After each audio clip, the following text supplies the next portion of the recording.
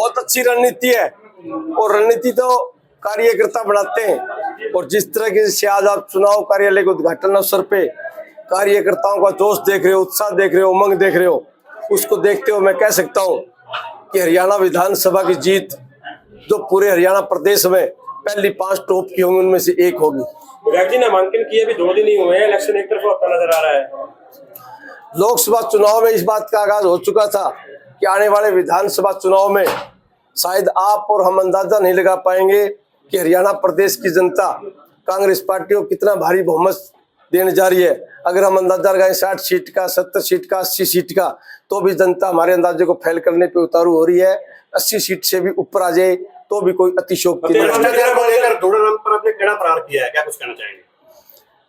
भ्रष्टाचार के मामले में तो दुड़ाराम जी ने PhD कर रखी है और आपके सामने है, ये तो पब्लिक डोमेन में है।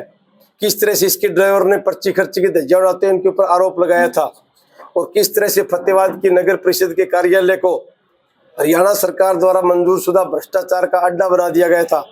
चाहे ब्लॉक समिति का दफ्तर हो, चाहे जिला परिषद का दफ्तर हो या कोई भी कहीं भी हो, विधायक की बहुत ही नाजायज दखलंदाजी वहाँ पे होती है। और जब जनप्रतिनिधि नाजायज दखलंदाजी करता है तो उससे विकास कार्य प्रभावित होते हैं। इसका जीता जागता प्रमाण ये है कि फतेहाबाद नगर परिषद के खाते में 50-60 करोड़ रुपए डिपॉजिट होते हुए भी आज फतेहाबाद शहर की दुर्दशा हो रही है। भट्टू इलाके को लेकर क्या प्लान है जी आपका? भट्टू इलाके में आज आप पहुंचे हैं, क्या योजना है आपके पास? सेम की तो है ही है जी। हमारे भट्टू ब्लॉक की सबसे बड़ी समस्या ही सेम है। अगर हम इसका निवारण नहीं कर पाएंगे तो आने वाले 15-20 साल में ये 25-30 गांव पलायन करने पे मजबूर हो जाएंगे। और मैं मेरे टेन्योर में भी मैंने सेम के बारे में बड़ी लड़ाई लड़ी थी, हर प्लेटफार्म पे गया था तो कई जगह कामयाबी हासिल भी हुई थी। लेकिन ये भाजपा सरकार कहती कुछ है करती कुछ है। अब जो कांग्रेस पार्टी सत्तासीन होगी, हम रामसरा से लेके O2 वीयर तक रंगोली नाले को RCC बनाएंगे। जो अभी ये ट्यूबवेल लगाए हैं इसके अंदर कमियां खामियां हैं, चाहे बिजली का मामला हो, चाहे किसी कर्मचारी रखने का मामला हो, इन सभी बातों को दुरुस्त करेंगे और सेम की समस्या का निवारण कराएंगे ताकि गरीब किसान मजदूर के बेटे भी भूखे सोने पे मजबूर ना हो सके। परिवार लगातार बढ़ता जा रहा है, आने वाले दिनों में बम्पर ज्वाइनिंग देखने को मिल सकती है भाई? फतेहाबाद परिवार ये हमारा सारा परिवार है। 2,58,638 वोटर ही हमारे परिवार का हिस्सा है और ये जिस तरह से परिवार बढ़ता है इसी तरह से ये जीत भी बढ़ती जाएगी। बलवान जी, मुकाबला किससे मानते हैं, क्योंकि आप इनेलो से विधायक रह चुके हैं, इनेलो ने सुनैना चौटाला को यहाँ पे उतारा है। फतेहाबाद विधानसभा की परिस्थितियों को देखते हुए मैं कह सकता हूँ कि भिन्न भिन्न जगह भिन्न भिन्न लोगों से मुकाबला है। बागड़ी बेल्ट में किसी से मुकाबला है, बिश्नोई बेल्ट में किसी से मुकाबला है, देश वाली बेल्ट में किसी से मुकाबला है, शहरी क्षेत्र में किसी से मुकाबला है। तो कांग्रेस पार्टी हर क्षेत्र में मुकाबले में है। मेडिकल कॉलेज के लिए भी कोई लड़ाई लड़ी जाएगी? मेडिकल कॉलेज मेरा ड्रीम स्वप्न है। ये जब इन्होंने घोषणा करी थी मैंने सबसे पहले कहा था कि अगर ये जमीन एक्वायर कर ले तो भी मैं इनका धन्यवाद करूंगा, क्योंकि मुझे इनकी कार्य प्रणाली पे पहले भी शक था। और इन्होंने नगर परिषद के चेयरमैन के वोट लेने के लिए, जनता गुमराह करने के लिए झूठा मेडिकल कॉलेज का बोर्ड लगाने का काम किया था और उसके बाद वो बोर्ड उठा के टोहाना के डिजर्ट एरिया में लगा दिया। मेडिकल कॉलेज जो इस तरह की संस्थाएं हमेशा जिला मुख्यालय पे होनी चाहिए, क्योंकि यहाँ पे जो बच्चे बच्चियाँ हमारे पढ़ने आएंगे उनके पेरेंट्स उनकी सुरक्षा के प्रति पहले सजग सावधान रहना चाहते हैं। शिक्षा दीक्षा सेकेंडरी आती है उनके लिए कि बच्चा सुरक्षित रहना चाहिए। वहाँ पे सुरक्षा की दृष्टि से मेडिकल कॉलेज नहीं बनना चाहिए और मैं प्रयास करूँगा कि उस मेडिकल कॉलेज को हर संभव डिस्ट्रिक्ट हेडक्वार्टर पे बनाएं। अगर वो डिस्ट्रिक्ट हेडक्वार्टर में मेडिकल कॉलेज आएगा, जो आज दुकानदार भाइयों का व्यापार चौपट हो चुका है उनका व्यापार भी चलेगा, बच्चों को अच्छी शिक्षा और दीक्षा मिलेगी और बच्चे सुरक्षित महसूस होंगे। भाजपा कांग्रेस की गुटबाजी का प्रमुखता से प्रचार करती है, लेकिन उनकी गुटबाजी किसी से छिपी नहीं है। रामविलास शर्मा की बात कर लीजिए, सावित्री जिंदल की बात कर लीजिए, करणदेव कंबोज की बात कर लीजिए, कैसे देखते हैं इसको? इनकी जितनी गुटबाजी है शायद ही किसी पार्टी में हो। अब तो शीर्ष नेतृत्व के ऊपर भी गुटबाजी के बादल मंडरा रहे हैं। अमित शाह जी कुछ बोल रहे हैं, हमारे पूर्व मुख्यमंत्री जी कुछ बोल रहे हैं, नायब सैनी जी कुछ बोल रहे हैं और रामविलास शर्मा जी की जो इन्होंने दुर्दशा की है, वास्तव में हरियाणा प्रदेश का जागरूक नागरिक उसको ठीक नहीं चला सकता।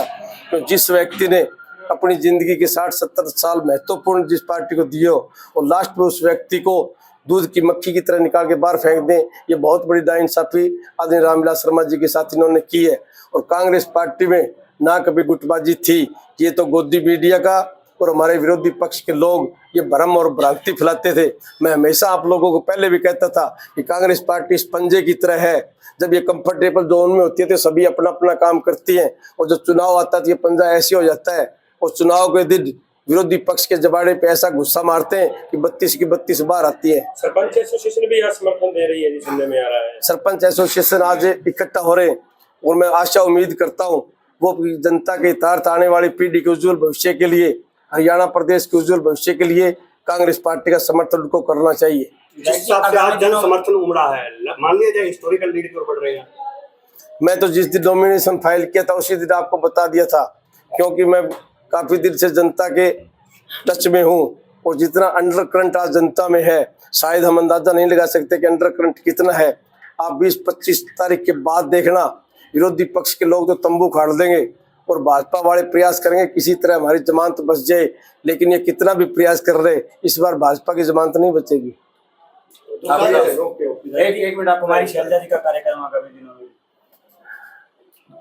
अभी हमारे पहले फतेहाबाद चुनाव कार्यालय खोला हमने, आज भट्टू का उद्घाटन है, कल हम भुन्ना का करेंगे, और 15-16 तारीख के बाद में फतेहाबाद के प्रत्येक गांव का में तूफानी दौरा शुरू करेंगे। जब प्रत्येक गांव में हमारा दौरा समाप्त हो जाएगा, प्रत्येक वार्ड में हम चले जाएंगे। 22-23 तक हमारा ये प्रोग्राम है। उसके बाद में बड़े लीडरों की जनसभाएं आएंगी, वो हम कराएंगे। जिस जिस समय जाएगा रणनीति उसी हिसाब से बनाते जाएंगे।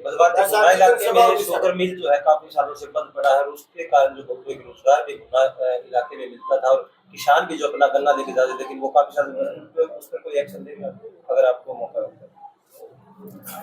भाई बेच दिया वो, वह रमलू वाली बात है कि अपने मौजूदा विधायक ने कट्ठे रहा इसी के कारण मौजूदा विधायक दूड़ाराम के कारण जो हरियाणा की सबसे बड़ी शुगर मिल थी वो हमारी बिकी। उस समय ये विधायक था, उस सरकार ने कहा था कि हम मिल को बेचेंगे 40-42 करोड़ में। अगर विधायक प्रेस में स्टेटमेंट देता कि मैं इस मिल को बिकने दूंगा, सीएम हाउस के आगे बंदोबस्त रख दूंगा, तो किसी भी सीएम की हिम्मत नहीं होती वो उसको बेच देते। लेकिन इसको पता ही नहीं था कि ये हमारे विकास के मामले में क्या है, ये किसानों के लिए कितनी महत्वपूर्ण है, ये रोजगार के मामले में कितनी अगर भुन्ना शुगर मिल वापस स्थापित होती तो आज भुन्ना शहर का नक्शा ही कुछ और होता। लेकिन इन लोगों को विकास के बारे में पता ही नहीं है, इनका तो दूसरी तरफ ज्यादा ध्यान रहता है।